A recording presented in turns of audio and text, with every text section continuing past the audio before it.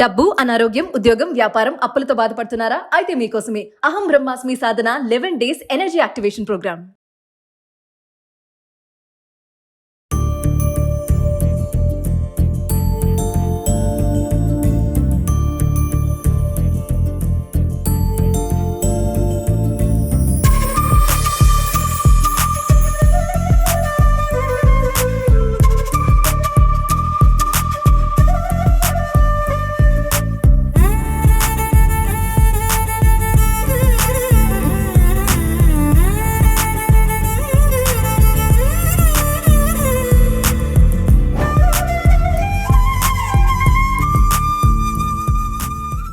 నమస్కారం.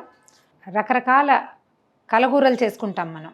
ఏదైనా ఒకే కూర కొంతమందికి చూడండి, ఒక కూరే, ఆ కూరలో ఇంకా టమాటా వేయకూడదు, అవి ఏమి వేయకూడదు, వేరే కూర కలపకూడదు. కానీ మనకేంటంటే కూరలు తక్కువ ఉన్నప్పుడు ఏవో 2 కూరలు కలిపి చేసుకుంటాం.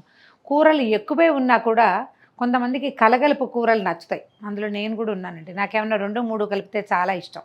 అయితే ఇప్పుడు మనం బేసిక్గా వంకాయ తీసుకున్నాం అనుకోండి, దీంతో దోసకాయ కలపచ్చు, ఆలు కలపచ్చు, క్యారెట్లు అవి కలుపుకోవచ్చు, దీంట్లో మెంతికూర వేయచ్చు, అల్లం పచ్చిమిర్చి వేయచ్చు, కొత్తిమీర కారం పెట్టచ్చు, ఉల్లిపాయ కారం పెట్టచ్చు, మసాలా పెట్టచ్చు, బగారా బ్యాంగన్ చేసి ఎన్ని చెప్పాను చూడండి.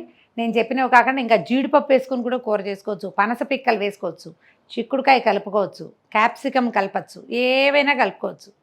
బేసిక్ ఒక వంకాయ ఉండి రెండో పదార్థం కొంచెం తక్కువగా ఒక కాసిన అన్ని దోసకాయ ముక్కలు అలా వేసుకోవచ్చు. మామిడికాయ కూడా వేసుకోవచ్చు అండి. అయితే దీంట్లో ఉల్లి వెల్లుల్లి వేసి చేసుకునే విధానం కొంతమందికి అలవాటు ఉంటుంది. కూర పెరుగుతుంది ఒకటి, రెండోది వాళ్ళ రుచిపాకం కూడా.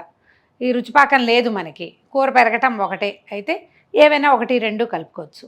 ఈ వంకాయలో మెంతి కూర వేస్తే చాలా బాగుంటుందండి. పెద్ద మెంతి దొరుకుతుంది మనకి. బాల్కనీ కుండీల్లో కనుక మెంతి గింజలు పడేసి వదిలిపెడితే 1 నెల తిరిగేసరికల్లా ఆ మాత్రం అవుతాయి. ఆ పై చిగుళ్ళన్నీ తుంపి వంకాయలో వేయండి, అమోఘంగా ఉంటుంది, చాలా ఎక్సలెంట్ రుచి.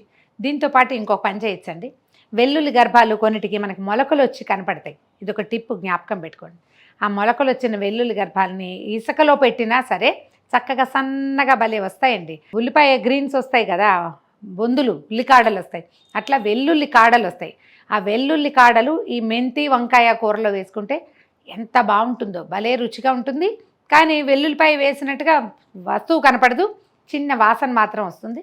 ట్రై చేసి చూడండి. ఇవాళ అయితే మన దగ్గర వెల్లుల్లి కాడలు లేవు. మీకు విషయం చెప్పానంటే, వంకాయలు ఈ రకం కాకుండా మనకి పొడు వంకాయలు వస్తాయి కదా, వైలెట్ కలర్వి, నీటి వంకాయ, సన్నగా పొడుగ్గా ఉంటే పెన్సిల్ వంకాయలు, అవైనా చేసుకోవచ్చు. తెల్ల వంకాయలు దొరికితే వాటితోటైనా చేసుకోవచ్చు. లేదా మా ఊళ్ళో విస్తారంగా దొరికే గుత్తి వంకాయలతోటైనా ఈ మెంతి కూరని చేసుకోవచ్చు. వంకాయని 4 పక్షాలుగా శుభ్రంగా కడగటం, చక్క ముక్కలు తరిగేసేయండి, తరిగేయటం, తిరగమాతలో వేసేయటమే. చూద్దాం ఎలా చేయాలో. ఈ వంకాయ కూర మొదలు పెట్టే ముందే మన కాయలను బట్టి ఒక 1/4 కిలో వంకాయలు ఉన్నాయనుకోండి, ఒక బుజ్జి ఉసిరికాయ ఇంత చిన్నది, కొంచెం ఎక్కువ నీళ్ళల్లో చింతపండుని తడిపి పక్కన పెట్టుకోండి. ఎందుకంటే ఈ టమాటాలు అసలు పులుపు ఉండట్లేదు. 1 స్పూను లేదా 2 స్పూన్లు నూనె వేయండి. వంకాయకి కొంచెం ఆయిల్ రుచిగా ఉంటుంది, నూనె వేస్తేనే బాగుంటుంది ఎక్కువగా. నూనె కొద్దిగా కాగనిచ్చి దీంట్లో పెద్ద పోపు గింజలు వేయమండి. నూనె కాగాక ఒక చిన్న స్పూను ఆవాలు వేద్దాం. ఆవాలే దీని పోపు, ఇంకా వేరే వ్యవహారం ఏం లేదు. ఆవాలు చిటపటలాడనిచ్చి ఒక 4-5 వెల్లుల్లి గర్భాలు సన్నగా చీర పెట్టాను, అవి, కొంచెం కరివేపాకు, ఓ 2 పచ్చిమిర్చి సన్నగా ముక్కలు చేసాము, అవి కూడా.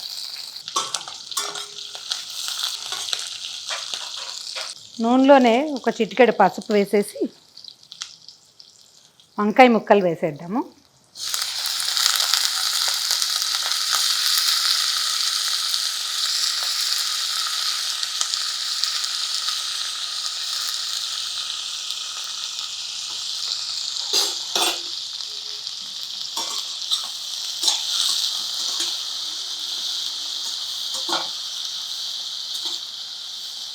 దీంట్లో ఏం చేస్తామంటే కొంచెం ఒక 2 టమాటాలు సన్నగా ముక్కలు తరిగి పెట్టాను, అవి వేసేద్దాం. ఈ కూరకి సరిపడా ఉప్పు వేసేద్దాము. రాళ్ళు ఉప్పు వేసే అలవాటు ఉంటే కనుక అది వేసుకోండి.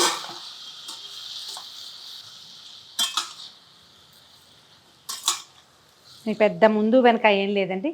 ఉల్లిపాయలు ఈ కూరలో పెద్దగా కూర్చోవండి, వేయకపోవటమే మంచిది. మెంతికూర ఏం చేసామంటే ఇలా రెమ్మలుగా తీసి పెట్టాము. కాడలు లేకుండా తరిగిన మెంతికూరని ఈ వంకాయ మీద పెట్టేసేద్దాం. మీరు ఇంకేమైనా కారం అవి వేయదలుచుకుంటే ఒక చిటికెడు ఎర్రకారం వేసుకుంటే బాగుంటుంది. కొద్దిపాటి కారము, చింతపండు కొద్దిగా గుజ్జు తీసి పెట్టాను. చిన్న చింతపండు నానబెట్టుకోవాలన్నానా కొంచెం పల్చగా పులుసు తీసి ఈ కూర మీద పోసేయండి. దీనికి కొంచెం దగ్గరగా లేదా ఇట్లా మూసి ఉండేలాగా ఒక మూత పెట్టి ఒక 5-10 నిమిషాల పాటు వదిలేసి తర్వాత కదిపితే మనకి కూర ఎంత మటుకు వచ్చిందో తెలుస్తుంది. ఒకసారి కూర తిరిగేద్దాము. మనం చింతపండు నీళ్ళు పోసాం కదా, అడుగంటి మాడిపోవటం లాంటివి ఏం జరగవు. మీరు ఇంకా గుప్పెడు కూడా వేసుకోవచ్చు. ఇదే కాకుండా చిన్న మెంతి ఉంటుంది కదా, అదే అప్పుడే కొద్ది కొద్దిగా మొగక్కలు వస్తాయి, అది కూడా చాలా రుచిగా ఉంటుంది. ఒకసారి తిరగేసి ఉప్పు కారం పైకి కిందకి మొత్తం కలిసేలాగా చేసుకుని మళ్ళీ ఒక 5 నిమిషాలు మూత పెడితే కూర అయిపోయినట్టే. మన వంకాయ కూర ఏమైందో చూద్దామా. కూర మొత్తం దగ్గరకు వచ్చేసింది, అయిపోయింది. మెంతి కూర అంతా వేగిపోయింది, ఉడికింది చక్కగా.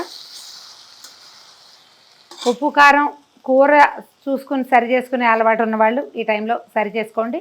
దీనికి ఇక మనం ఏం చేయక్కర్లా, దీంట్లో కొత్తిమీర అవి అక్కర్లేదు. ఈ మెంతి కూరది రుచి అన్నమాట. కూర వేరే బౌల్లోకి తీసేసుకుందాం. అయిపోయింది, స్టవ్ ఆపేసేద్దాము.